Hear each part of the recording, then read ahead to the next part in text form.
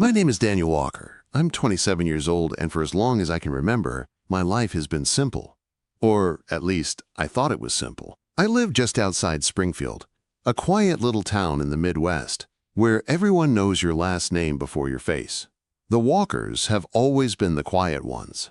We keep to ourselves, work our land, and show up when someone needs help. Nothing more, nothing less. That's how it's always been. But after my father died a few years ago, and then my mother soon after, things started to feel different. The grief settled in like an unwelcome guest, hollowing out the spaces that once felt like home. The farm was all that was left. Rows of corn stretching under the summer sun, chickens clucking, scratching at the dirt, the house creaking at night like it was remembering better days. But for me, it was just an echo of what was. I stayed, not because I wanted to, but because leaving felt like another kind of death. My life became a blur of early mornings at the market selling produce, coming home covered in dirt, and eating my quiet dinners alone. No noise, no life, just silence. And that silence, over time, started to feel heavy, so heavy that I couldn't remember when it started to suffocate me.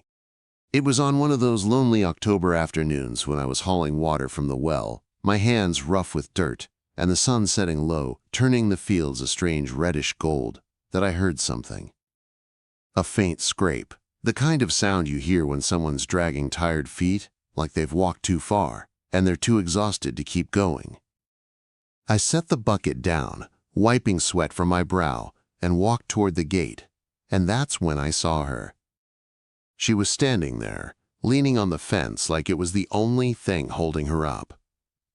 A woman I recognized from town, Emily Carter. She worked at the diner, the one with the flickering neon sign and the apple pie everyone talked about. I'd seen her before, pouring coffee, clearing plates, always polite, always quiet. But we never really talked, just exchanged nods or small smiles. But today, she didn't look like the woman I knew. She looked like someone who had been running for far too long. Her blonde hair was tangled and dusty, her face pale, streaked with dried tears. Her jacket hung loosely on her thin frame, and her shoes were caked with mud, her feet raw and blistered from walking miles. She looked exhausted, like the weight of the world had finally caught up to her. But still, she stood tall, like she refused to fall. "I have nowhere else to go," she said, her voice soft but steady. The words hit me harder than I expected. It wasn't a plea, it wasn't a cry for help, it was simply a fact. She wasn't asking for charity, she wasn't begging for pity. She was just stating the truth, like the world had backed her into a corner, and this was the last road left for her to walk. I stood there longer than I should have, staring at her, not knowing what to say. The wind picked up, rustling the corn in the field behind us, and I saw something in her eyes. Desperation. Pride. The same look I'd seen in my own reflection when the town whispered about my family during my father's illness. I didn't say anything. I just opened the gate. "Come on in," I said, my voice quiet. She hesitated, glancing down the empty road behind her, like she was expecting someone to come after her. But then, with one last look, she stepped inside. I led her up the dirt path to the house. Inside, the living room was dim, lit only by a single lamp in the corner. I motioned for her to sit on the old couch that my mother had once reupholstered. I brought her a glass of water, and her hands shook as she drank, careful not to spill. "What happened?" I asked, my voice calm, keeping my distance, letting her take her time. At first she stared at her lap, not saying anything. Then the words started to come, slowly at first, then faster, tumbling out in a rush. She told me about the diner, how she had worked hard, how she always showed up early and stayed late, how Ethan Reynolds, the son of the richest family in Springfield, started coming in more often, pushing her, flirting with her, refusing to take no for an answer. She told me how, when she refused him, money started going missing from the register, and no one asked questions. Everyone blamed her. She was fired. No paycheck, no reference. Rumors spread like wildfire. The town turned on her. Her landlord threw her out that same night. She knocked on doors for days, but no one would hire her. She had no family to turn to. And then she had walked nearly 8 miles to my farm because she had heard that the walkers were fair people. I knew how rumors worked in this town. I knew how quickly they could destroy someone's life. I wasn't offering her charity, but I needed help on the farm. Someone to clean, to cook, to keep records. I offered her a room. Fair pay, no favors owed. Tears filled her eyes, but she nodded, not saying a word. That night, I showed her the spare room at the end of the hall. It was simple: a bed, a dresser, a window facing the fields. As I closed the door behind me, I heard her let out a shaky breath, and for the first time in a long time, the house felt different.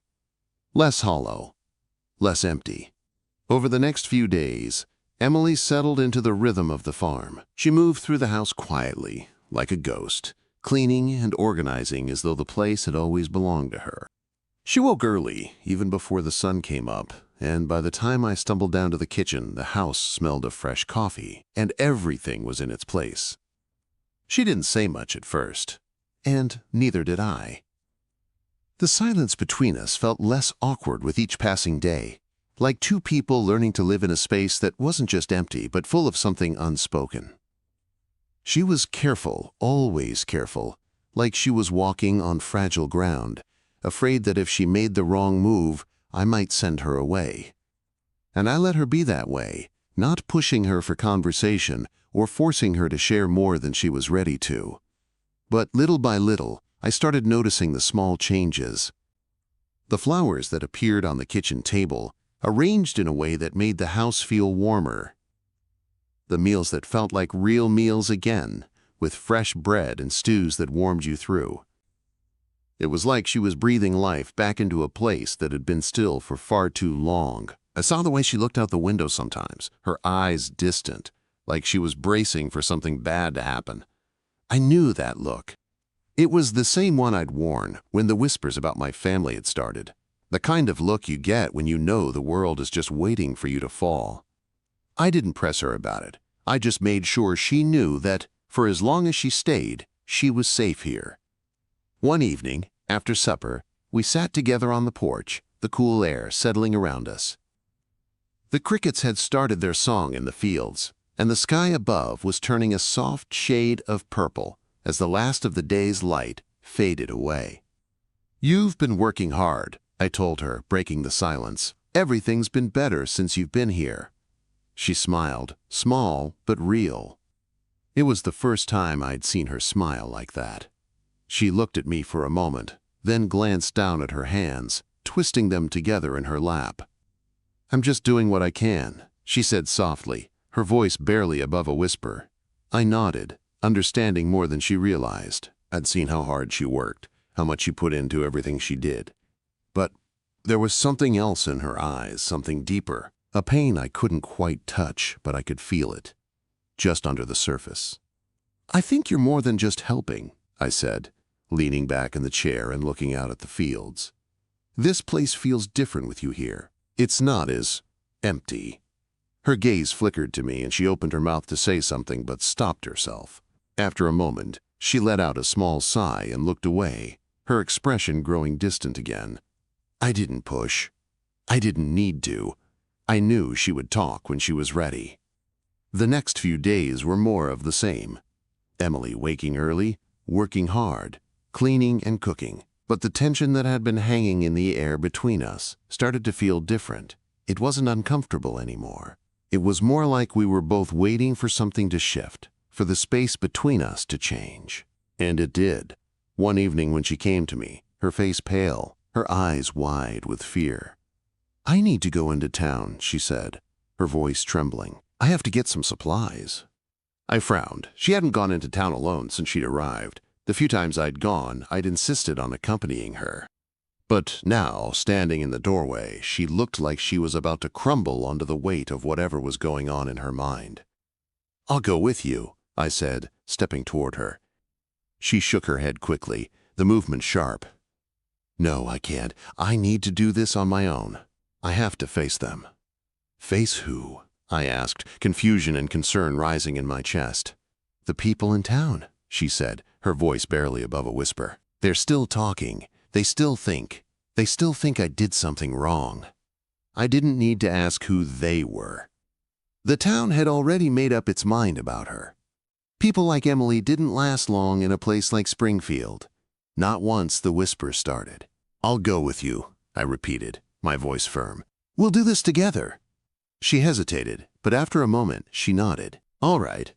The next morning, we drove into town. The closer we got, the tenser Emily became. Her hands were clenched tight in her lap, her face pale as she stared out the window, avoiding looking at the town that had once been her home. I could see it in her eyes, the fear, the anxiety, the weight of 1,000 eyes watching her every move. But I stayed silent, driving steadily, not offering words of comfort I knew wouldn't help. When we reached the store, I parked the truck and looked over at her. Her eyes were wide, her chest rising and falling faster than normal. She was scared, and I knew there was nothing I could say to change that. Let's just get what you need, I said gently, and then we'll go home. No one here is worth your time. She nodded, but she didn't move right away. She just sat there for a moment, gathering herself. I waited, giving her the space she needed. Finally, she took a deep breath and opened the door. Okay, she whispered, her voice shaky. We walked into the store together. The bell above the door jingled as we stepped inside, and the first thing I noticed was the way the room went quiet. It wasn't just the usual hushed town atmosphere. It was different, stifled, like everyone was holding their breath. I could feel the stares before I even saw them, eyes on us, on her. I squeezed Emily's hand, trying to offer her some comfort, but I could feel her tense up under my touch. She didn't look up. She kept her eyes on the floor as we moved through the aisles, but the air was thick with tension. As we gathered the things she needed, I could hear the whispers start, low at first, then louder. She's back, huh? Don't know why anyone would give her a job. Better keep an eye on her, don't you think? Quote. Emily flinched, her breath quickening. I felt my anger rising, but I stayed calm. I wouldn't let her know how much this was getting to me. She didn't need to see that. She needed me to be strong. When we finished, we headed for the checkout, and I could feel the eyes following us the entire time. As we left the store, Emily was practically shaking, but she kept her chin high, refusing to let them see how much it hurt. She wasn't going to break.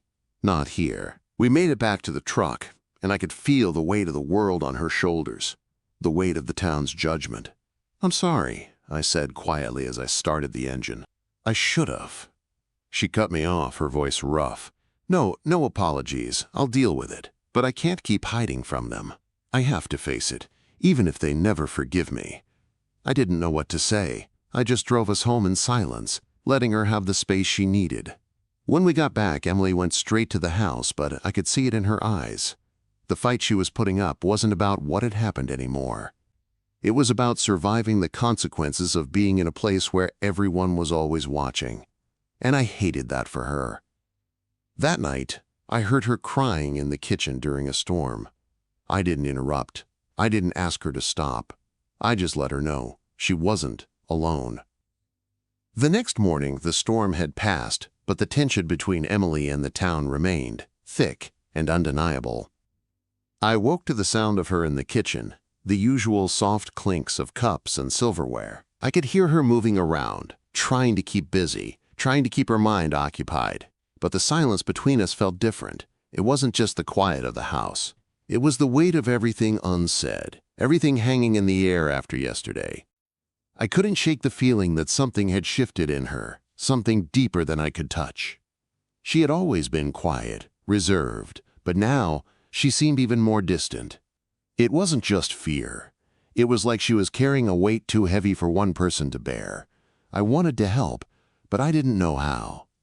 She didn't bring up the town, or the whispers, or the look people gave her in the store. Instead, she just kept working, moving through the motions of life on the farm like she was used to it. She swept the porch, trimmed the hedges, helped with the animals. But she wasn't really there. I could see it in the way her eyes flickered to the road whenever a car passed by. I could see it in the way her hand shook when she handed me a cup of coffee. The fear never really left her. One evening after supper, I found her standing by the window, staring out at the empty fields. The sun was just setting, painting the sky in soft oranges and pinks. But she wasn't looking at the beauty. She was looking at nothing, her expression distant, almost like she was somewhere else entirely. I stood in the doorway, watching her for a moment. She didn't notice me at first. Then, when she finally did, her eyes flickered to mine, and for a second, there was a flash of something. Something more than the exhaustion, more than the fear. "Emily," I said softly, walking toward her. "Talk to me." She swallowed hard, her throat tight. She looked down, her hands gripping the windowsill like she was afraid to let go. "I don't want to be a burden," she said quietly, her voice almost a whisper. "I don't want to be the reason things go wrong for you. You've done enough.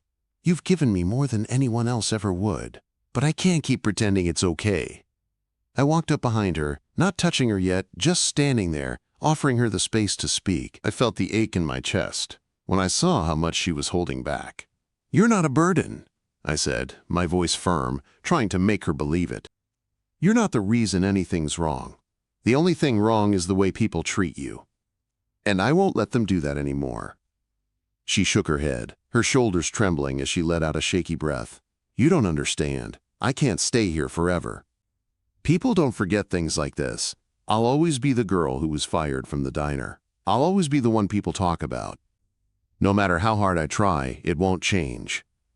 Her voice cracked, and for the first time, I saw it, the cracks in her facade, the fear, the doubt, the hurt. And all I wanted to do was hold her, protect her, make the world stop for a moment so she could breathe. I stepped closer, gently touching her shoulder. "You don't have to be anything you don't want to be. And you're not alone, Emily. Not anymore." She turned around then, her face wet with tears she hadn't let fall until now. She wiped them away quickly, as though embarrassed to let me see. "I don't know how to stop running," she whispered. "It's like I've spent my whole life moving from one place to the next, always trying to outrun everything that's been done to me. I don't know how to stop." I took her hands in mine, squeezing them gently, trying to offer her a kind of strength I wasn't sure I had. "You don't have to outrun it, Emily," I said softly. "You don't have to keep running. You're here now. And you don't have to do this alone. I'm here, and I'm not going anywhere." She looked up at me, her eyes searching mine like she was looking for something. Hope, maybe. Something she hadn't let herself believe in for a long time. For a moment, neither of us spoke. The air between us was thick with unspoken words, feelings we both had been avoiding. But then, softly, she nodded. "Okay," she said, her voice shaky. "Okay." The next few days felt like a quiet turning point. Emily seemed to settle into herself a little more. She started talking to me more, slowly, opening up about her past, about the things she had never said aloud before. The walls she had built up around her began to come down, piece by piece. She still flinched when she heard a truck drive by, still looked over her shoulder whenever someone came to the door. But little by little, I could see the change in her. She wasn't the broken woman who had shown up on my doorstep. She was stronger now. And I couldn't help but feel proud of her, even though I knew it wasn't easy. One evening after dinner, we sat together on the porch again. The air was cool, and the crickets were starting their song in the fields. The stars were beginning to peek out, dotting the sky like little sparks in the dark. "I think I'm ready to try again," she said, her voice soft but steady. "Not just for me, but for us. For this." I turned to look at her, surprised by the quiet resolve in her voice. "You don't have to do anything you're not ready for." She smiled, the first real smile I'd seen in a long time. "I'm not doing it for anyone else anymore. I'm doing it because I want to. I want to live again." Quote. And for the first time since I'd met her, I felt like maybe we were both starting to heal. Maybe the silence between us was finally starting to fade, replaced by something new. The days after Emily's confession were quieter than I expected. Not because the silence had returned, but because everything felt more settled. The house, the farm, even the air itself. It all seemed to breathe easier. Emily had started to open up more, telling me about her childhood, about the struggles she'd faced growing up.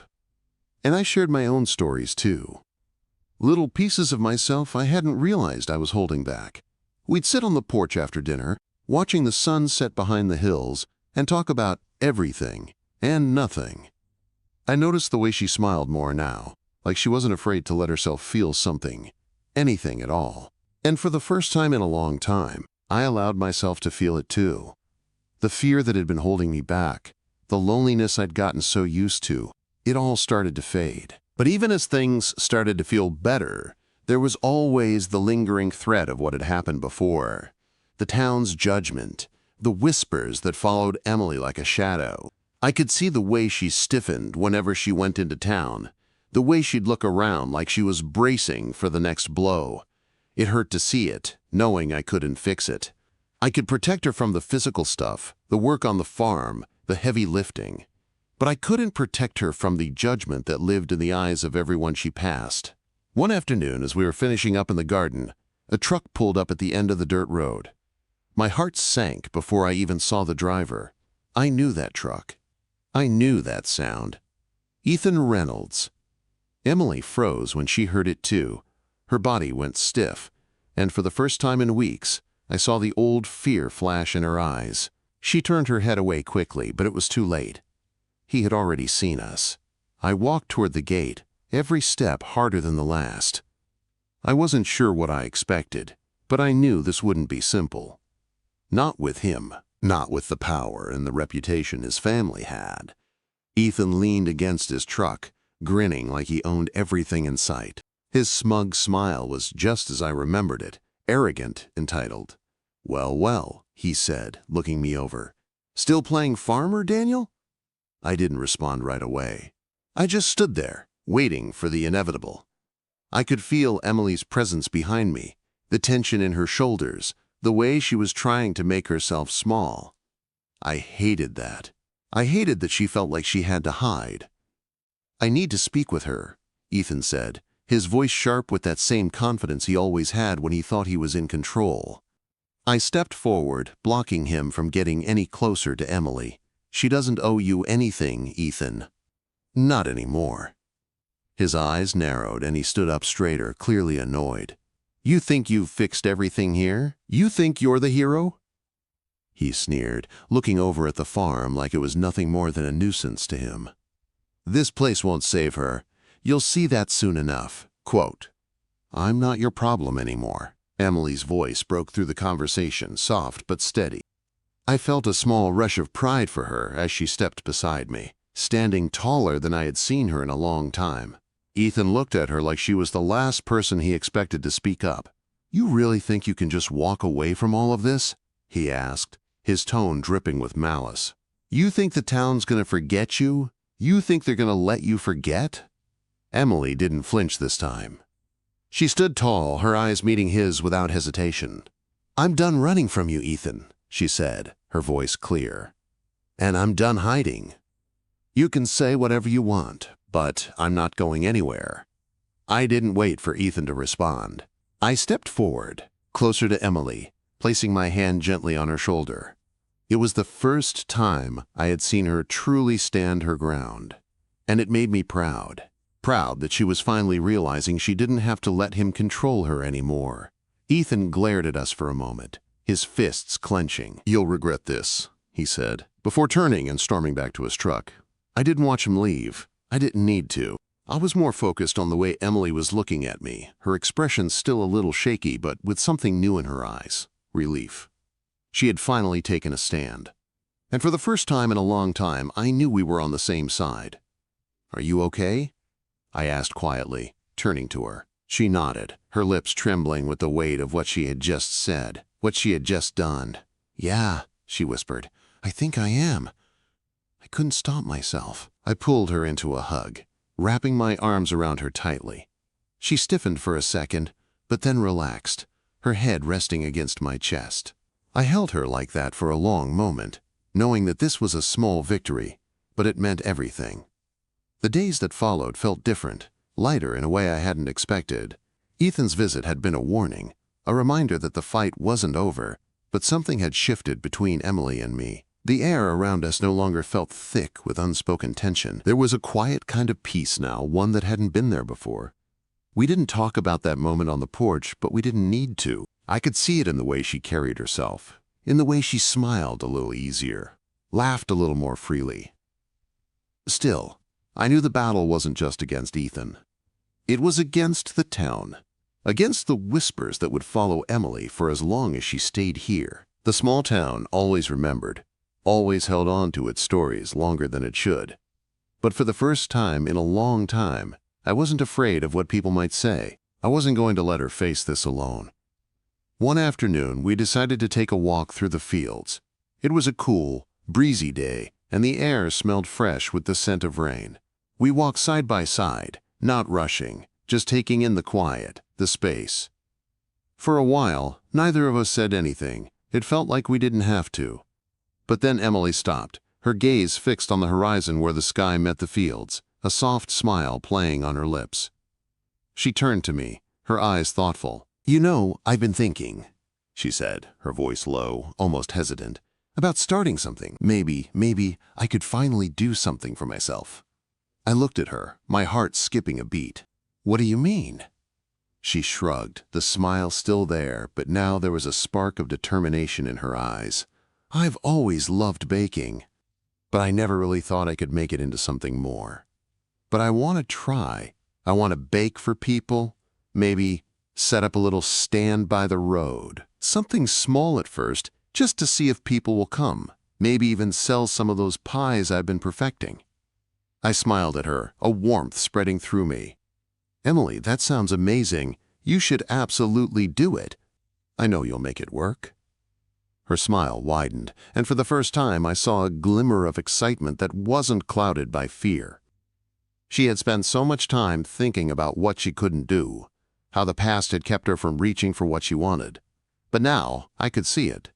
She was ready to try. She wasn't just thinking about surviving anymore. She was thinking about living, about building something real for herself. "We'll build it together," I added without a second thought. "I'll help you with whatever you need."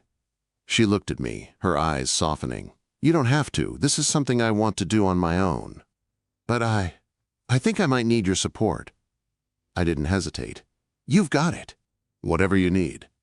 Over the next few weeks, Emily threw herself into her dream with the same quiet determination that had always defined her. We worked together to build a small stand out of wood we found in the barn. It wasn't much, but it was solid. Emily painted the sign by hand, Emily's Fresh Bakes, with her delicate strokes that reminded me of the care she put into everything she did. I watched her, amazed at how much she had changed in such a short time. The woman who had once walked through the door with nowhere else to go was now building something for herself. And it wasn't just about the pies or the bread. It was about her taking control of her life, about her reclaiming her voice. The first day she set up the stand, she was nervous. Her hands shook slightly as she arranged the loaves, the pies, the little treats she had spent hours perfecting. But she didn't back down. She stood there, steadying her breath, and waited for the first customer. It didn't take long for people to notice. Some came out of curiosity, others because the smell of fresh bread carried on the breeze like a promise. By noon, we were almost sold out. Emily's smile that day was brighter than anything I had seen in years. It was a smile that came from something deep within her, from the realization that she could make this work. She could build something that was hers. As the days passed, Emily's stand became a small success. People started coming regularly, some out of guilt, some because they genuinely loved her baking. And with every passing day, Emily grew a little more confident, a little more sure of herself. The weight of the town's judgment still lingered, but it wasn't enough to stop her anymore. And with every pie she sold, with every loaf of bread, she was slowly building something she could be proud of. One evening, after a long day of selling, we sat together on the porch again. The sun was setting, the fields bathed in golden light. I watched her as she sat there next to me, looking out at the horizon, her hands resting in her lap. "Do you know what I've realized?" she asked softly, turning to me. "What?" I realized that I'm not running anymore, not from my past, not from the town. I'm here, I'm staying, and this place, it's home, your home. I felt my chest tighten, the weight of her words hitting me deeper than I expected. I had never imagined that I would find myself in this place, with someone like her. But here we were, and for the first time, I felt like we had a future. Together. I'm glad you're here, I said quietly, reaching for her hand. This place, this life, it wouldn't be the same without you. Her fingers curled around mine and she smiled, her eyes soft and filled with something I couldn't quite put into words. Hope, maybe. Or love, or maybe both. The next day we made plans to expand the stand, to bring in more customers, to make Emily's dream even bigger. But there was something else, something deeper that I didn't quite understand yet. Something I knew we both felt, even if we didn't say it aloud. But as I stood there beside her, watching her grow, watching her finally let go of the past, I knew one thing for sure. Whatever came next, we would face it together. And I wasn't afraid. It was late fall when Emily and I finally started talking about the future. The weather had turned colder, and the first signs of winter were creeping in. Frost on the windows, the air crisp with the promise of snow. The farm had started to feel full again, full of life, full of hope. Emily's baking stand had become a local favorite. She was thriving, and so was I, in a way I never imagined possible. But even with all of the good things happening, there was always a nagging feeling in the back of my mind. The weight of the past had never really gone away for either of us. We had both been carrying it, each of us in our own way. For Emily, it was the shame and fear of what she had been through, the whispers, the rumors. For me, it was the loneliness of years spent on this farm, in this house, with nothing but memories and silence. But somehow, together, we had started to fill that silence. We had started to build something new. One evening, as we sat on the porch, wrapped in blankets to ward off the chill, Emily turned to me with that same quiet determination in her eyes. "Daniel," she said, her voice soft but steady, "I think it's time to take the next step, for both of us." I looked at her, not quite sure what she meant at first. "What do you mean?" She smiled, a small, almost shy smile, and her hand reached for mine. "I'm ready for more than just a bakery. I want to build something with you. I don't want to be afraid anymore. I want to build a life, here, with you." Her words hit me harder than I expected, and for a moment, I was speechless. I knew what she meant. She wasn't just talking about her bakery, she was talking about us. About the future, about everything we had built, piece by piece, over the last few months. "I'm ready too," I said, my voice quiet, but full of certainty. Ready for whatever comes next. We sat in silence for a while, the only sound the wind rustling the trees in the distance. But as I sat there beside her, I knew this was the beginning of something bigger than I had ever imagined. It was more than just the farm, more than just her bakery. It was about two people finding a place to belong, together. A few days later, as the first snow of the season fell gently on the ground, I did something I had been thinking about for a while. I went to the barn, where we had spent so many hours together, building her stand, talking about dreams and possibilities. And there, under the soft glow of the barn lights, I pulled out a small box from my pocket. Inside was a simple ring, one I had picked out for its simplicity, for its elegance. It wasn't anything grand, but it was everything I wanted. When I walked back into the house, Emily was standing by the fire, warming her hands. She looked up when I entered, and I could see the question in her eyes. I took a deep breath, my heart racing in my chest. "Emily," I said, my voice shaking just a little, "I love you, and I want to spend the rest of my life with you. Will you marry me?"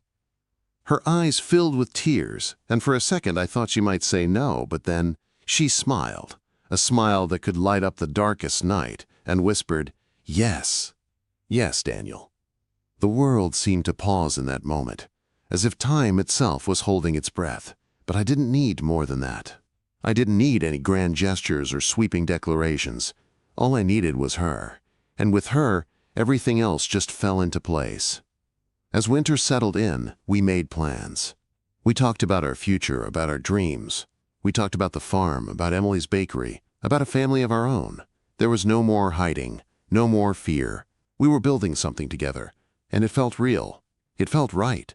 That spring, the first flowers bloomed, and our wedding day arrived. It was small, just the way we wanted it.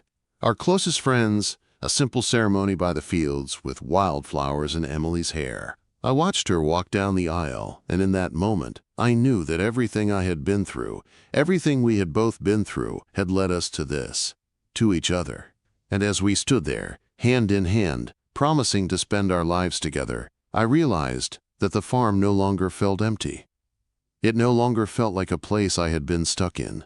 It felt like home. Not just because of the house or the land, but because of the life we had built, the love we had found, and the future we were creating together. Later that year, Emily told me we were going to have a baby, and as I held her that night, with the world outside our window quiet and peaceful, I knew that this was just the beginning. The past hadn't disappeared. It had shaped us, but it no longer defined us. We had a future now, and together we would face whatever came next, one step at a time.